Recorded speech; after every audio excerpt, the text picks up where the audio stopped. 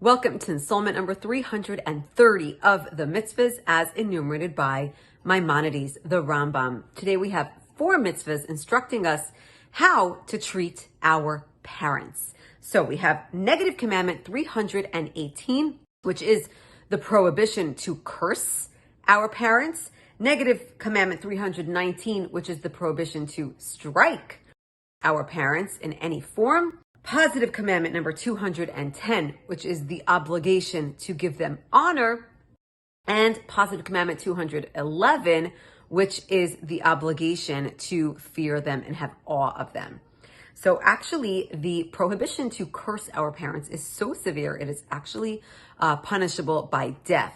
Now, when we say curse our parents, we mean we don't mean necessarily saying an ugly word, which that of course is definitely disrespectful and not acceptable, but it's really talking about a specific curse using God's name, and it's not a simple situation.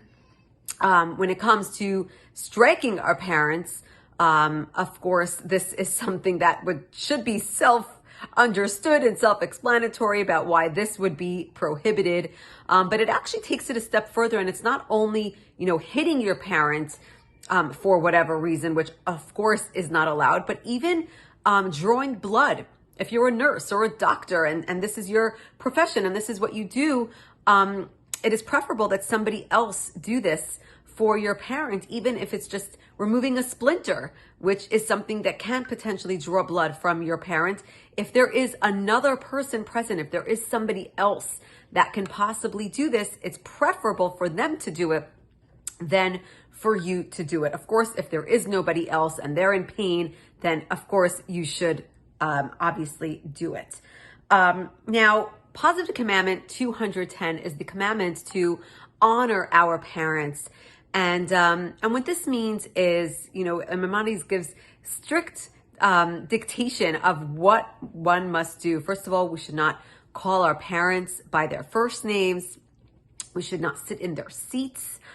These are just some small little ways in which we honor them, which we respect them. Interestingly, this commandment to honor our parents, we know, is on the 10 commandments, right? Is on the 2 tablets that were given to us on Mount Sinai. And we know that the first 5 of the 10 commandments were more intrapersonal commandments that, fear God and that type of our relationship really with God, while the second half was more pertaining to how we relate with each other. However, this commandment of honoring our parents falls under the first 5, which is the interpersonal ones. Why is it that honoring our parents is together with honoring God?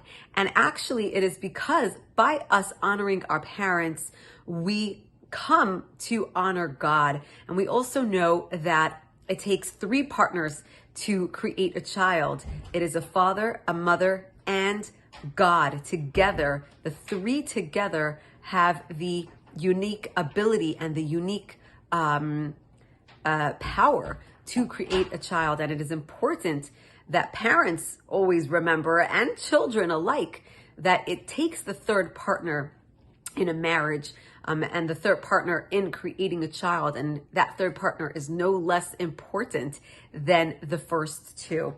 Additionally, we have the commandments to fear our parents, just like we would fear a king who can give punishment.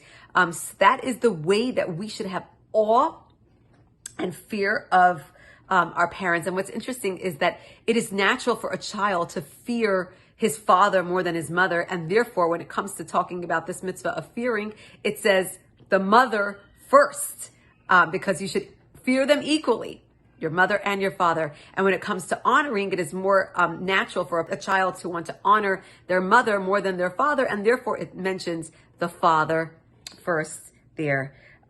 We are told that no matter how much we honor and fear our parents, it is never enough.